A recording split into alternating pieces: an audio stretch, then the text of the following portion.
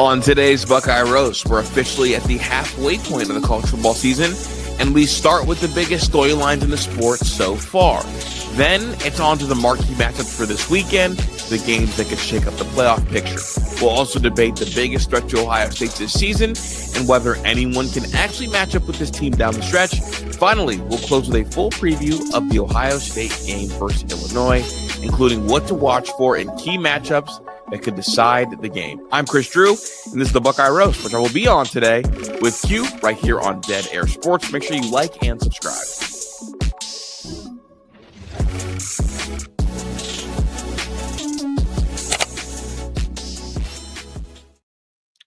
Good morning, good afternoon, good evening, whenever you listen to the show. We are here on a Friday with my guy, Kris Drew, on the Buckeye Roast. Kris Drew, how you doing?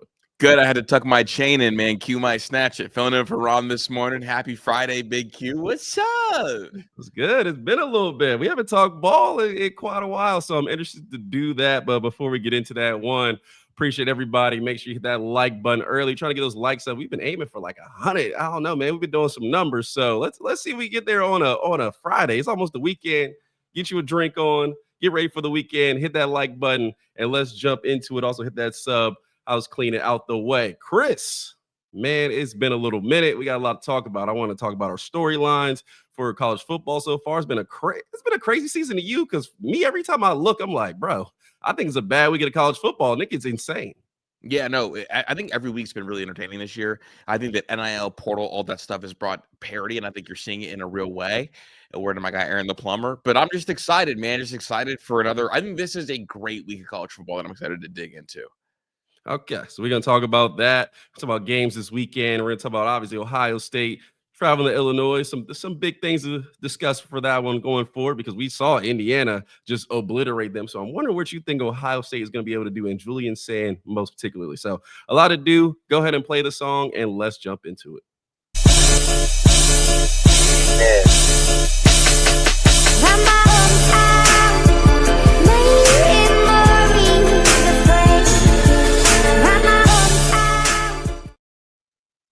All right, so Kris, so far Ohio State has looked like the dominant team. I don't know if we all expect that. We also expect them to be up there. We didn't know if they were going to be the most dominant team in college football halfway through, but they clearly have gone above and beyond that one. But there's been a lot of storylines in college football this year as we hit week 7. Kris, I want to ask you, start off, what is your biggest storyline in college football so far? The biggest one for me this year, dog, I'm not even gonna lie. Like, it's been like Alabama year 2. Like, what would DeBoer do? And it's been kind of really adventurous. Obviously, like, you get off to like the horrible start, you lose to Florida State, and I like get on a microphone. And I'm like, yo, like, Q Seminoles. Like, I literally got on a microphone and said, like, the dynasty's over. You got to wake up this morning and realize that the Bama dynasty's over. And then, kind of as the season goes on, they look more and more comfortable, and DeBoer's team is starting to kind of shine through a little bit. Obviously, they beat Georgia. It looked like the team. I think Ty Simpson's a guy that could like cruise to quarterback 1 status. So that, I guess, is my number one storyline that's kind of taking place, kind of playing out right now. Obviously, like the Arch storyline is really cool, but for me, it was the DeBoer storyline. If I have to talk about a storyline outside of Ohio State, if that checks out. Yeah, I think Alabama has had an interesting year. I think we talked about it early in the week, and I felt like I'm looking down this top 10. I'm like, Alabama is a team that concerns me a bit, regardless of their ranking. Obviously, they get that win, and we clearly established Kirby has an Alabama problem. I mean, he's got a big Bama problem, bro. He said that losses to Alabama, he will not lose any sleep over them. I'm like, oh my God, if Ryan Day would said anything like that in regards to Michigan, it would be the end of the world. They would want us head on a spike by the time it hit midnight, dude. Like, so for me, at least, like, that's a storyline. I think Kirby's corny as hell for saying that too, by the way. Yeah, I mean, I think the SEC in total, and I don't know if you have this opinion, has really scaped off with their matchups just because of quote unquote their rivals. Like, understand up here, like Michigan, Ohio State have mostly year in, year out been the best teams in the Big Ten, regardless when Michigan was down just for a second, been the best teams. And unfortunately, that's our rival. We play them, well, fortunately, is our rival as well. We play them year in, year out, and that determines where the Big Ten goes. In the SEC, it's not really like that. I look at rivalry week, I see Georgia playing Georgia Tech. I look at Bama, they're playing Auburn, who knows what they are year in, year out. So it seemed like decent this year, but they've been down for a while. I feel like the SEC escapes off on rivalry week. Actually, they do, but hey, Georgia Tech's going to beat Georgia this year, so I'm not even tripping about it. To be honest, I'm not even tripping about it, dude. You see what Pate had Georgia Tech ranked in the top 10?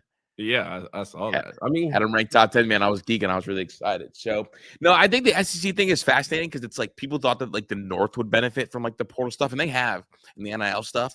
But what's happened is the other SEC schools that really haven't been able to cheat the way that the big dogs have, they also can pay now, and so it's created kind of parity within the conference as well. So it's been cool, man. Like I like watching Bama. I like how interesting Bama is. Sig year 2 really interests me just because like Signetti is so fascinating. The Sigdiana, they do their little thing, and the blowout of Illinois was so wild because they're a true top 10 team. But for me, at least, like those are the two storylines. Maybe the teams that wear crimson, I guess, because that's what Indiana wears too.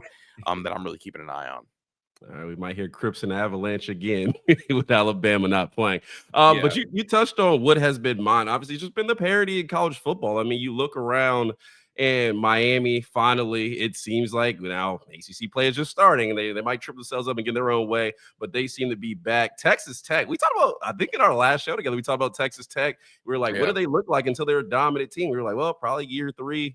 Well, this is year 1. They're certainly outperforming. They look like the class of the Big 12. We will certainly see they play Arizona State. They come to Arizona State actually in a week from now. So you know who could start that game? Who? Jeff Sims. Yeah, that's heard. Yeah, we will see. I can't believe Jeff Sims is still in college, but that's a talk for another day. But no, Texas Tech being on all these lists, like for everything you look at, is so wild. They're really good. They're just really good for a Big 12 team. Yeah, and I will attest. I mean, Arizona State. I went to the TCU game. Actually, I don't know if you knew, but I actually went to the TCU game. Saw live in person. I mean, it's not the easiest place to play. It's loud in there. It's a little bowl that it dips down into, so all the noise from the top just hits down. And also, I was talking to Ron. I was like, bro, they are committed. I don't know what they do in the Woody. I haven't been, but in Arizona State, they are committed to playing rap music and keeping the crowd up and going all the time. I'm talking Drake, Lil Baby, Gunna. It's just pumping. I'm like, bro. We've got a lot of guys who like country in Columbus, so they mix in a lot of country at their practices. I'm saying if they need a new events coordinator, go call the guy at Arizona State because he's got something rolling. But that's been my storyline. We're gonna see how that breaks down as the season goes. But just a parody and figuring out who out there, and we'll just discuss this a little later.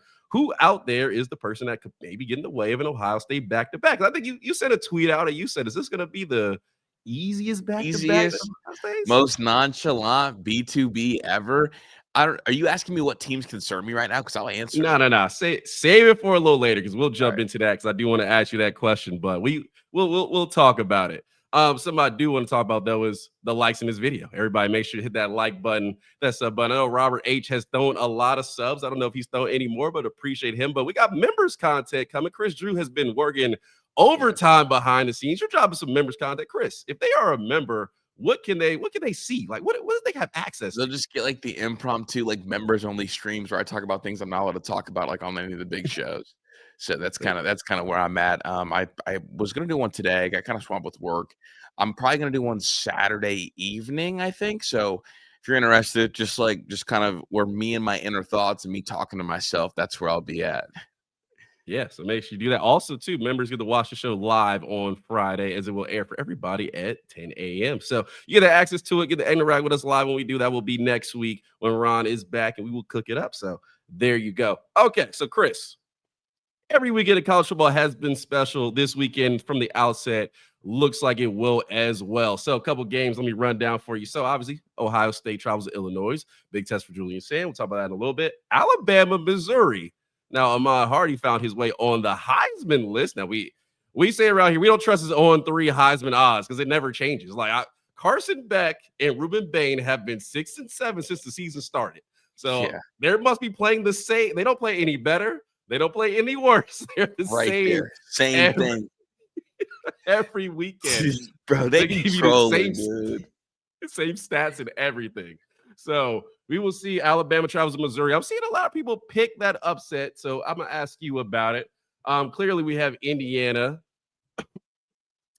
traveling to Oregon. So that is one to talk about. And I had a trap game in here. So, big noon. I mean, not big noon. Texas Oklahoma, Big Red River 12 rivalry. Yeah. rivalry, Red River edition. So we talk about that. So Kris, getting it started, I want to talk about this. You talked about Alabama earlier. I want to talk about this Alabama-Missouri game.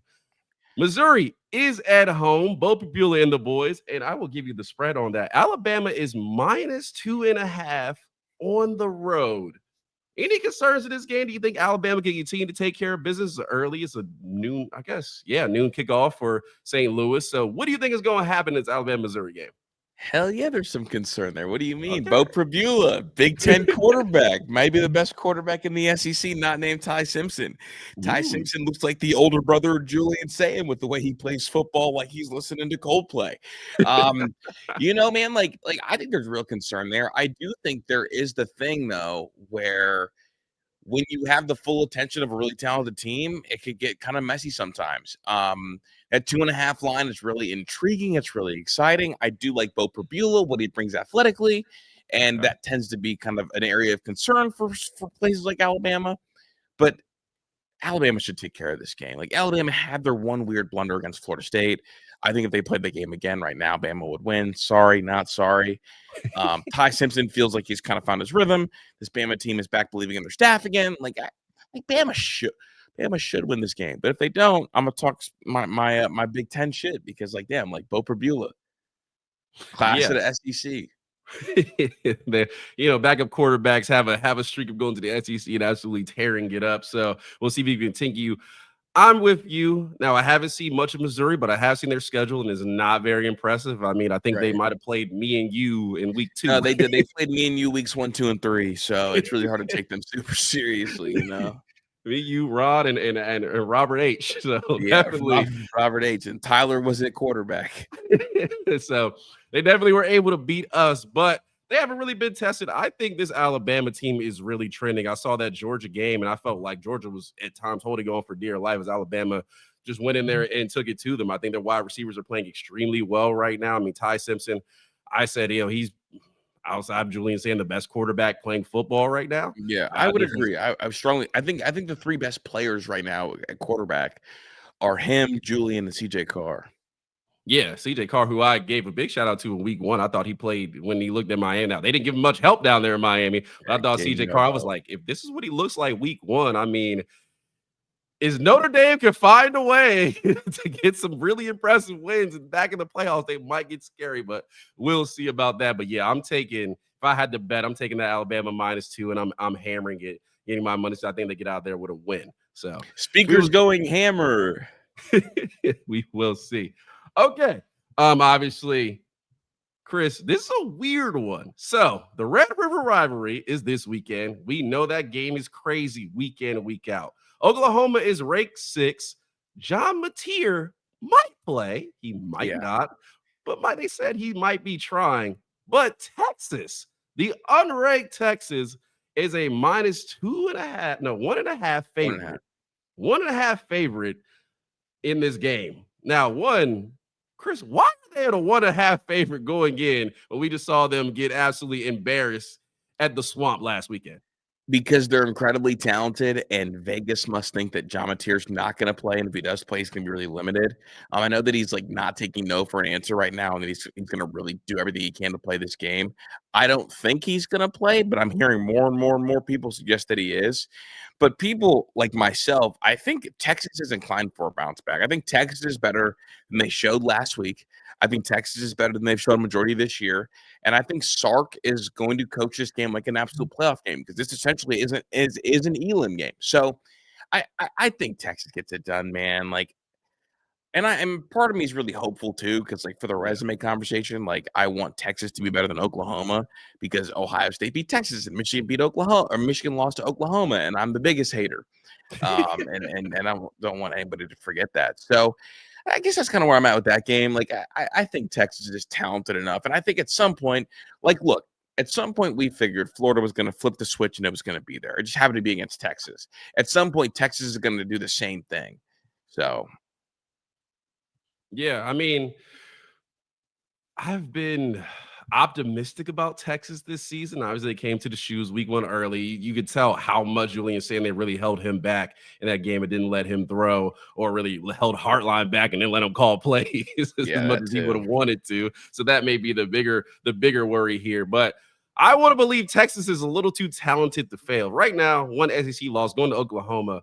Question for you: how many losses does Texas finish the SEC season with? Because I will give you their schedule right now. Looking down the line, they have, let me see here. So we got Oklahoma this weekend. They got Vanderbilt coming up on November 1st. They still play Georgia the following weekend on the 15th, and they end the season with A&M. So down the line, Kentucky, Mississippi State, Vanderbilt, Georgia, Arkansas, and Texas A&M. How many losses They do you could think they finish they their could SEC have schedule? 4 of them hoes, man. Like, that's ugly down the stretch. That's really ugly. And if this team loses belief in Sark and this thing falls apart, it's Jover, man. Yeah. I mean, well, again, I need Arch to play better. I need this defense to be this. There's no way Dallas wasn't like all American last week. Like, No, like it's no way no that should way. have happened. I'm like, yo, what are we doing? Yeah, we gotta be super for real. And also, I'm rooting for Texas, man. I want Texas to be good. Yeah. So if they can get this done, I mean, I say that A&M game is. I am still teetering on A&M. I don't know if they're for real yet. I think they're They good. I think feel they're like a glass cannon, right? Like a team that starts off so hot, but you feel like if one pebble hits them, the whole window breaks. Like, that's what they feel like. I feel like there's those teams every year. yeah. I think we still haven't seen that game where we can say, are they for real? I mean, they This beat Notre week, Dame though, so that's where I want to give them kind of yeah. flowers. No, that's definitely a good win. So, I mean, I'm with you. I don't think John Mateer is going to play. So, I will lean Texas in this one. I mean, I think Texas can get the win, but I'm not confident saying that at all. Yeah. All right. So moving on, obviously we're taking Texas in that game. So if you're keeping score, take Alabama, take Texas. The big game of the weekend across college football, Indiana going to Oregon. So me and Ron talked about this game earlier in the week. And Chris, my biggest question for this game is Indiana for real? Penn State stepped off the cliff. I don't know where where the cliff is gonna catch themselves at. I don't know where they're gonna be in the Big Ten. Is this straight a road going downhill fast and they lose a couple more games that they shouldn't? Obviously, you got Ohio State still I mean, coming up. them and Texas are in the same spot. Like, can y'all Yeah. get it the hell together? Yeah, I mean, I won't put Texas there because that loss to UCLA is a fireable offense. I Oh, no, feel no. The loss to UCLA is definitely better than the loss to to Florida. Florida. 100%. I'll say that. So I was like, there's no if me and you coached offensive defense against UCLA, I feel like we could have came out with a win. Like Yeah, I mean, I feel like there's UCLA had no clue to work the headsets. They were just out there just like, "Hey, whatever happens, happens." we will see, brother. Bro, Playing them Matt. storming the field was so funny, bro. It was like 5 people. There's no one at the game. Bro, I know they stormed the field, and then that cop tried to arrest that girl. She was like 12. Chris, I mean, that guy when he came to the game, he had no plans that they would actually storm the field. He was ill prepared. Everyone was ill prepared So for prepared. UCLA to win, and he was like, "If I'm gonna do this, I got to make sure it's somebody I can actually get." Yeah. Well, the teenager shook him, and then he went after the little girl. She might have been like 6, actually, not even 12. Disgraceful. He tried to bounce back. Well, Penn State is playing Northwestern, so let's see if that little girl they can hold them down and beat them this weekend and get a bounce back, unlike the cop. So we will see if I that just works. want to see his body cam footage if he has some. Oh man, that's a leap for Madden footage. Let's be on the Madden preview going forward. Like, yeah, we got to put that in the game. Yeah. EA Sports. Yeah, dude, that'd be a great game concept, dude. Like, like if you're playing NCAA and you pull off a big upset online, like it lets you teleport to like a fan, you get to storm the field. See if you get caught by the cop. Yeah, You see if you do. get caught. That's it. You might have $1 million game idea, Q. Hey, they did just sell EA, so I might be able Yeah, to get in now. There's some new management at the top, so just we'll see saying. about that. But back to Indiana, Oregon. Chris, for me, and I'll tee you up. This is my game to see, is Indiana for real? Now we know they obviously went to Illinois and dragged them to deep water, and Illinois couldn't swim clearly. Oregon's a different beast. I think we all feel that way. A good team at home. Earlier in the week, I said if Indiana goes in there and they lose by 3 or they lose by 7, morally for me, not being an Indiana fan, that's a win. That's saying, hey, if they get into the playoffs and play some decent ball, they can make a little bit of a run. So we'll say that. But looking at it, I'll say, Kris, how do you feel? Do you feel like Indiana actually has a chance in this game playing against Oregon? I think we all feel like Oregon's a good team, one of the best. But does Indiana have a chance to go in there and get a win? I hate saying a SIG team doesn't have a chance, but this Oregon team is such a different monster than anybody they've beaten. And I hate betting against Signetti. I hate it. I hate it. I hate it. I am of the belief now that I think it's fair for me to want to see him beat one of these teams first before I say he can do it. I do think he's going to keep it close, though. I think this is going to be a hyper competitive game. And honestly, if it was in Indiana, I'd be more inclined to pick Indiana. But the fact that it's in Oregon and we've seen travel kick some teams' ass for real, Yeah. I think I'm inclined to pick Oregon in this game. I mean, I agree. I think it's very tough for him to go across the country and get a win at Oregon. I mean, we saw Ohio State not even be able to do that last season. They were the best team in the country, loaded on all cylinders. I feel like Indiana, I'm going to learn a little bit more about their defense. Now, I'm not crazy impressed with Oregon's offense, but they got some weapons now. They got some but speed. like they went sack. Indiana went sack crazy against Illinois. That has a good offensive line. So like that's kind of what I'm holding on to a little bit, like that game in particular. Yeah, that'll be the one for me. So right now, I would pick Oregon. Oregon is favored by 7.5. I think if it's a 7 or under win by Oregon, I'm sold on Indiana as a team that could potentially later contender. In the season That's contender. If it is a close game against Oregon, that is stamped, double stamped, discount, double check it contender. Boom. Yeah, especially on the road in that environment. So I mean, that would prove to me that they're better than last year's Indiana and last year's SMU. Yeah, most definitely. And hell, probably better than last year's Arizona State. I mean, last year's Arizona State was a good football team. They were. I'm actually wondering that neutral field Indiana and Arizona State last year, who I would have went with. Yeah, I may lean Arizona State, maybe. I mean, the way they played against Texas, they should have beat Texas. Good. Yeah, they should have beat Texas. That game was so lit, dude. I love the postseason. No, that was a fun one. So I will take Oregon with the -7.5. But I think if Indiana finds ways, a 7 loss, a 3-point loss, 5, whatever you want to go, I think that's a win for Indiana, in my opinion. And I think it'll sell a lot for them going forward. Okay, obviously the game of the weekend for us, obviously, is Ohio State. Sorry, this cough is killing me. Obviously, Ohio State, Illinois. We're gonna see with that one. But before we talk about that, Kris, I want to ask you. Obviously, we have the slate around college football. We've seen a lot of the teams play.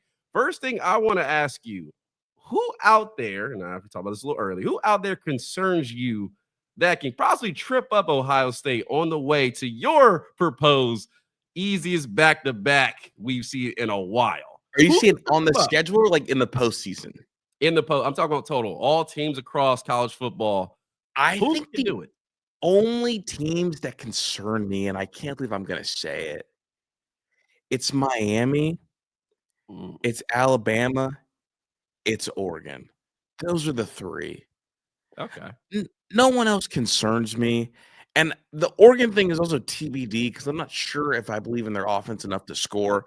But I think Bama's going to be able to score a good amount. In a postseason setting, like you want offensive coaches because those are the guys that score a good amount of points. So I think those are the 3. But Miami, they're real deal. Now, I don't think the receivers are going to be able to get open against us because I think we're that good. But I do think they're real enough to definitely cause some scare and some fear. And Ruben Bain is a good enough player to really wreak some havoc on this Ohio State offensive line. Yeah, I mean, we talked about it earlier. For me, and me and Ron, we're looking around the country, and we're like, is Ohio State the only team that can beat Ohio State? Like it's yeah. I mean, if we're talking about just internally, yeah, like it'll be coaching and decision making will be the hindrance. And I say that because I've had the feeling, and obviously we know the Michigan game's coming up. That one's always a tough one. I think we feel like Penn State now. Ohio State should take care of business. And from we've seen, I mean, they struggle against Oregon, the way their offense is playing, it doesn't give me any concerns. I feel like that's a solid win. Michigan is played, I always say this is playing a parallel universe. If you're a big DCU fan or MCU fan, the alternate universe, that's where that game is played. And they walk back after the game. And that's why it continues to look weird because it's a rivalry game. So we won't acknowledge that. They have Oregon, looks like right now in the Big Ten championship, possible. I would say Oregon, I just feel like Ohio State is playing at a little higher level. And their win at Penn State didn't impress me like it did other people. I mean, Dante Moore shot up the top of the Heisman. I was like, he made solid decisions in that game, but I still feel like with Ohio State opening up a disaster waiting to happen to me in that game. Yeah, and you think about it, I was like, this Penn State team after, and that's the thing, Chris. I want to ask you this. I'm sure you have an opinion. That win at Penn State, everyone put it around the nation. Oregon's for real. They're back. You see Penn State go to lose to UCLA. That discredit that win for you, or is absolutely it takes a lot of the shine off? Now I do think that's a really big time win at Penn State, but it definitely like knocks you down the individual watch lists when that team loses the next week and gets blown out. And also like Nico looked better than you did against them. Like like that would absolutely take some shine off like the Heisman talk. Now contender talk, no, that's still a good Penn State team. They just got by UCLA, but it takes some of the shine off for shit, sure.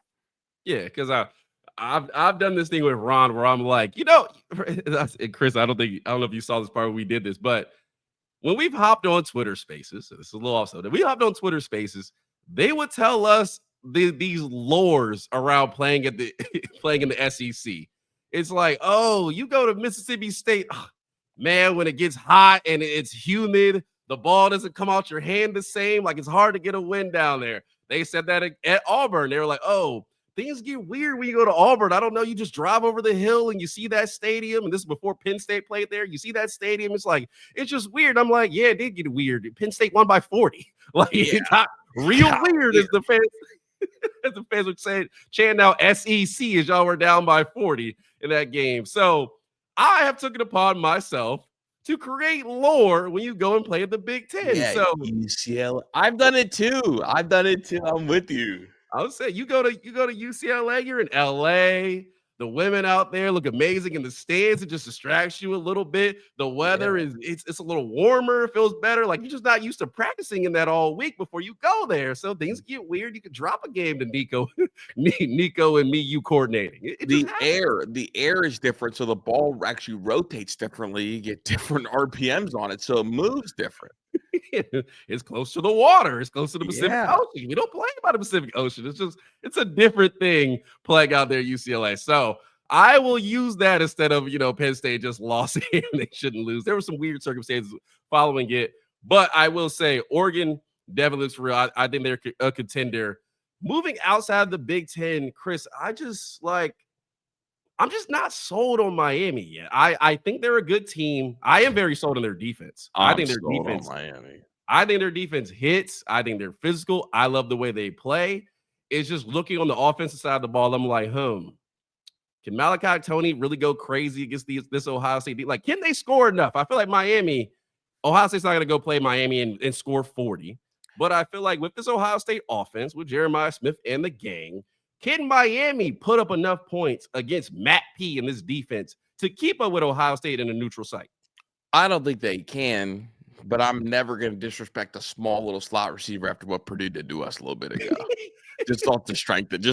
My PTSD is telling me, man, you right there, you might be a problem, especially if we're still playing Lorenzo Styles a good amount at the end of the year, and a throw happy offense. I think Lorenzo's great against like when it's more run, but like that kind of profile spells trouble for Lorenzo. So I think Miami's really good. I think they're really legit, but I also think they're a year away. They need DJ Lagway if they want to beat us. I would say if they just let Lorenzo Styles go out there, that would concern me. But I would say like Malachi Tony seems to be their most explosive player on offense. He makes it run. I would say Jermaine Matthews, you're in the slot this game. Go take him out and let's see what happens. And if they do that, I'm like, all right, like it can happen. I just want to see it. Go guard him. That's what I'm on. Absolutely. Goofy. Yeah. So that leaves one team for me, and that's Alabama. I think Alabama is for real. I think they're trending up, and that would be the team. If a team out there can get Ohio State, keep it competitive, I don't know if they can beat them. But if there's an opponent I want to see at the end of the season, I'm like, I don't know which way this is going to go. Alabama would be it for me right now. Well, you know what they've got? They got an NFL offensive coordinator, and that's the only way you match an NFL DC. And I'll talk about it a little later, like when I really do my in-depth breakdowns. But Yeah. to match an NFL DC, you need an NFL OC, and that's what they've got down there. So yeah, no, I'd agree. And they've got a quarterback who I just trust more than Carson Beck over the course of a big game. Yeah, I mean, with DeBoer and Grubb, I think we knew their offense was going to get rolling. We figured It's just so NFL. It's so NFL. Yeah. Yeah, I think that Florida State game was a hiccup, and I've been stuck with Florida State just because I said Mike Norvell was a good coach, and now Ron won't let it go. But yeah, I think that was a little bit fluky, and that would be the team to worry me.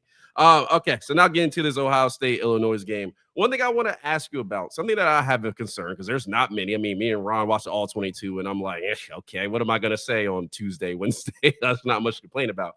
But this OSU running game, I would say at best has been a little inconsistent. I think Bo Jackson into the lineup. James Peoples, if he can continue to progress, I think that helps out a lot. But I want to ask you, do you have any concerns? Because I think the pass game, not much to complain about. This run game, sometimes the short yardage they struggle. CJ Donaldson gets stopped a couple times. Sometimes they struggle running the ball. Does this running game at all concern you for Ohio State? No, because I know that the plan is to start Bo Jackson. Knowing that makes me feel really good. I think some of the run game issues were because the wrong guys may be back there. But last week we saw a clear shift. And I was told kind of before the game, there was some things happening, and Ryan Day kind of yelled out he was sick of something and that Bo Jackson was going to be the starting running back today. And I think that he deserves to be back there because he gives you something that the other two don't have. And moving forward, I think that will end up working because he's a feel back. The more carries he gets, the better he will be. And, against Illinois, I think that's really important. So I'm not too worried about the run game. Honestly, the only thing I'm worried about this team with is them getting bored. Because everything, that's the only thing that can stop them getting bored, especially at this point of the season. Yeah, I mean, I actually really like the scheme of their run. I think Tegra will get better through the season comes out. He's kind of been that right guard position was a little bit of the question, but I think Tegra going forward continues to get better. I thought he played okay, and obviously the string was a little short. We saw Josh Padilla play on Saturday. We've seen Ethan come in, so there's snaps. Padilla looked good, man. Padilla looked good too, though. Yeah, I think that was my question a little bit. I'm like, we have Padilla inside. I mean, we have Ian Moore out there. You've talked about these guys a lot, and we've never seen them even battle for this position or get snaps. Like, was that going to happen? And we obviously see Padilla, who I think Padilla is scheduled to be a center on this team to go in there eventually to go in there and play decently well. I mean, he graded around the same that Tegra did. So we'll keep track of that moving forward. But that was really my only concern with the run, maybe the team, but also the run game. Bingo. Yeah. So outside of that, looking forward to this Illinois. We know Illinois plays good defense. I think that game against USC, that was I want to touch on. I want to ask you, but I'll ask you about that in a minute. Illinois against USC found a way to get the win. They played well. Whenever they're going to play good defense, Altmaier has looked good throughout this season. Very, very impressed with me. I not see him coming. I was like, okay. He's checked all the boxes for me as far as a Big Ten quarterback has looked. What are your concerns going to Illinois? Is this the Julian saying, like, show us you're for real? Is this the that we won't see much? Ohio State just blows them out, just takes care of business? Like, do you have any concerns playing at Illinois this weekend? My only concern is the lure of Champaign, Illinois. It's sleepy out there. I'm being so dead ass. Like me and Tyler always talk about, like, going to Illinois, going to Champaign is so wild because, like, it's hard to bring the juice because the crowd's not hostile. They're just sleepy. And they will put you to sleep. It's almost like a reverse juice off. Pause. And so I just worry about that team going in there flat. It's sleepy Champaign, dude. Like, that's what it is. And we haven't won a ranked matchup there since before 2000, I believe. Jesus. Last time we were ranked and played them, we lost. Yeah. I mean, well, we do at least my time. We do play that game early, so at least it feels like at least they get there, they wake up, they go play the game. It feels like they should, not. No, that's what makes it even more sleepy, bro. That's what makes it sleepy. So you think if it was a night game, you're less likely than a noon kickoff to get upset? Yeah, because night games, there's a little bit more energy and buzz in the stadium, but those noon games are snooze fest, man. right, I'll take your word That's the for only it. thing you worry about. It's just hard to bring juice when the fans are cheering like this. First down. Well, definitely if the game's not close, they're gonna be doing a lot of that. I feel like the I'm atmosphere just will saying, be bro, rough. it was sleepy when they played USC, man. That's what put Lincoln Riley to sleep. They're like the drowsy from Pokemon, man. Uh, fair enough. So no concern playing against Illinois. I think okay. So then my follow-up question would be: is this that final check mark? We seen Julian saying everybody on Twitter, everybody in stands, give him more. Let him do what he does. We come out and see him last week. Obviously, a pretty much flawless performance. Is this the game that really stamps Julian Say? For me, yeah, Minnesota, that's cool. They weren't that great against the pass anyway. Illinois is a big step up. I see what Mendoza did against them, and I'm like, okay, like he's for real. He went there and just absolutely lit them up.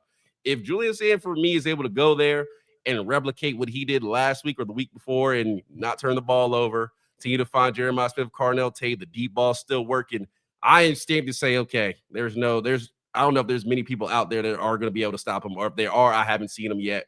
That would be the stamp of approval for me. Do you feel the same? Or are you already saying like he's that guy? He's just going to show us what we already thinking about. He's stamped for me, big dog. He's stamped. He's already good to go. Okay. So Chris, Ohio State is minus 14.5 on the road against Illinois. You think they cover? I do, because I don't think anybody's going to score more than 10 points on this defense, bro. This is the crazy look. I was telling Tyler, and I'll ask you the same question. Yeah. Is Arvell Reese more talented than Ryan Shazier? I would say, yeah. I think he carries that same level of athleticism. I think he has more size. With more thump. He's like 6'5". Ryan Shazier mixed with Cam Chancellor. Yeah. I mean, he's so big. You can't get to him. I see him hold off guards and tackles with one hand. And then he thumps guards and tackles too when he's angry. Yeah, I mean, it's crazy. And that play against Damon Williams is one of the most impressive plays I think you'll see from a linebacker college football this season. Damon Williams, crazy so the next thing athletic. is, so he's better than Ryan Shazier. So is he the most talented linebacker you have seen since you started watching Ohio State? Because for me, the answer is yes. Yeah, I think from a potential level, most definitely. Not even just potential, what he's putting on tape too. I mean, he's been lights out, and obviously helped the Sonny Styles. I think Sonny Styles has kind of fallen by the wayside because Arvell Reese is in the spy. No, Sonny Styles is awesome. Yeah, no, Arvell Reese is just Shazier mixed with Cam Chancellor. I mean, no, I agree. I think the kid is so talented. The fact that he come in and just was like, oh, Ohio recruit that people seem to not know much about until now is kind of crazy. Because I think we all knew who Arvell Reese was, but the nation didn't know, and they found out against Texas.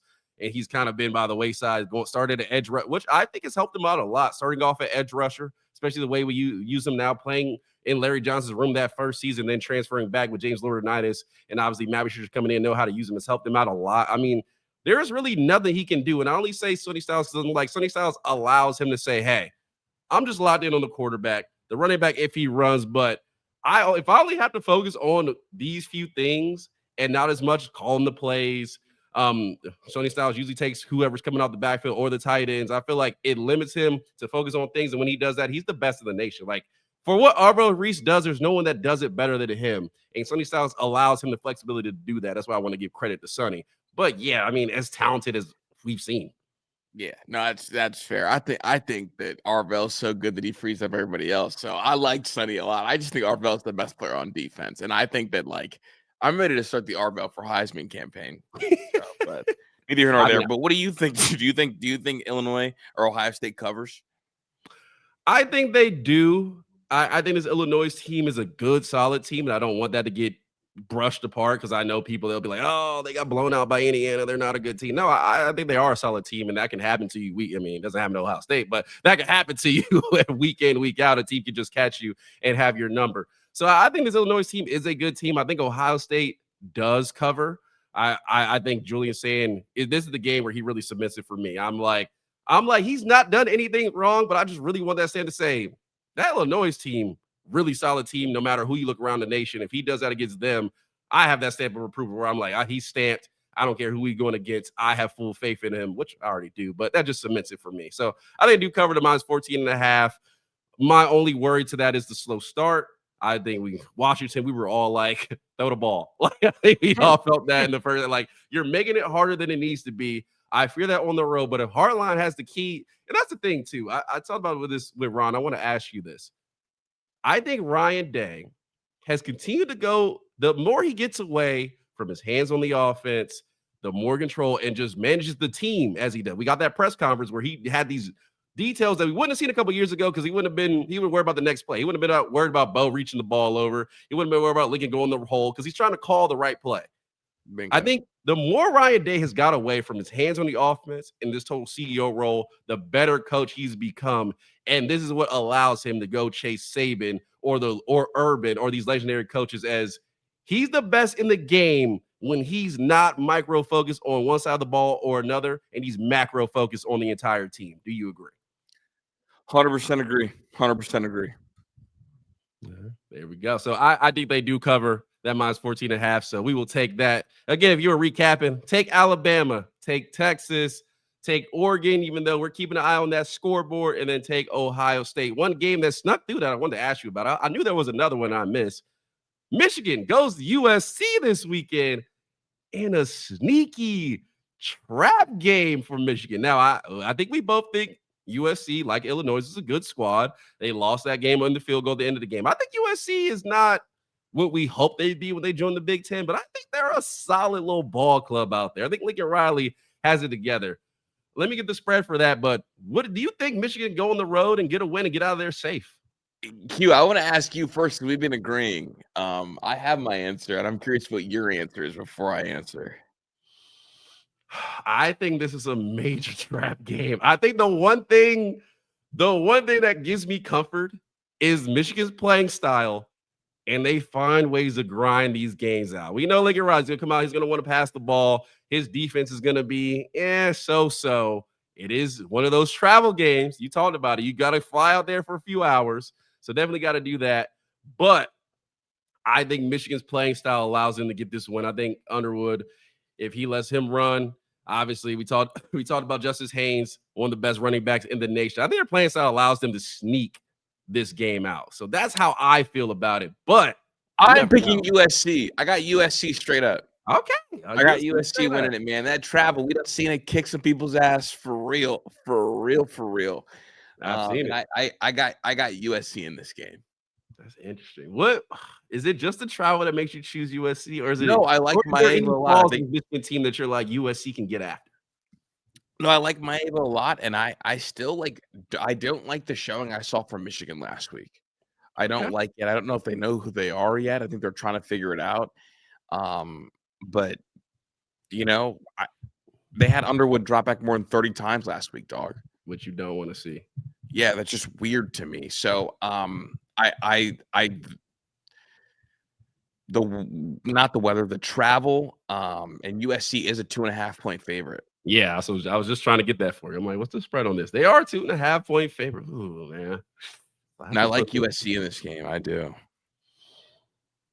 I'm never one to promote Michigan. I feel like they ride the wave. They get the USC is the favorite, but I feel like they sneak the win out on the road. I don't feel like it's gonna be I got confidence. I don't feel like they're gonna go out there and blow them out or a convincing win. I feel like it's a way where they just find a way to get this done, or Lincoln Riley blows it. I feel like it's one of those two that's gonna happen. I agree. No, but I like USC. I'm believing in it, Q. I'm believing in it. All right, that's the one. That's the one I missed. I was like, I had a question I wanted to ask Kris Drew about. That was the game that I missed earlier. So definitely, we split on that one. Kris says take USC. I say take Michigan. I think they get it done. I also picked them to go win against Oklahoma. So my fault for that one, y'all. I didn't hold it down that week. Okay, Kris, that covers the slate of college football this weekend. Is there anything else you want to address? Anything you want to get to before we get out of here? No, sir. Just that I appreciate you and I appreciate everybody for tapping in, man. It's been awesome growing this channel together. Nah, definitely. It's been a lot of fun and good to have you. Haven't talked ball in a while, so it's definitely good to do that. Kris, I know for the weekend you have Bleacher Report coming up, a couple other things. So let people know what's the content slate looking like for the weekend for both us and yourself. I'll be around, man. Like Saturday, I'll probably drop an episode. Sunday, I'll drop 2 more episodes. Just hanging out. Like if here's the thing, the cool thing about this whole journey is that like I feel like everyone's kind of like showing up for us, and the best way to do it is to put that bell on. So when we drop something, you're just there. So no, nothing super concrete. Just kind of want to relax and like get on a microphone and pop out. So look forward to seeing me Saturday, Sunday, and Monday with some recaps and some reactions and all that. So, and if it is a crazy weekend, if something insane happens, I might go live for members only this weekend too during one of the games. Okay, there we go. And Bleacher Report on Saturday post game. Yeah. Bleacher Report post game. All right, so make sure you look out for that. For Kris Drew, Ron will be back next week, so we'll talk about him post game for us. Don't forget, like that video. If you haven't hit that sub button, hit that sub button. Members, Kris is dropping a lot of content, some behind the scenes. So if you want to catch him for the member stuff, we're also working on some stuff behind the scenes. So if you want to catch that, yeah, appreciate Robert for throwing those memberships. So remember, on Fridays, members only at 8, and then after that you can catch us live at 10. So your membership, you can watch us live, interact with us, will be a lot of fun. We do love those Friday shows and interacting with y'all. Again, appreciate everybody who's in the chat, like that video. I think that's all the stuff I got. Then clear the bell. Kris, you know how this ends. It's always go Bucks and OH. IO. Yeah.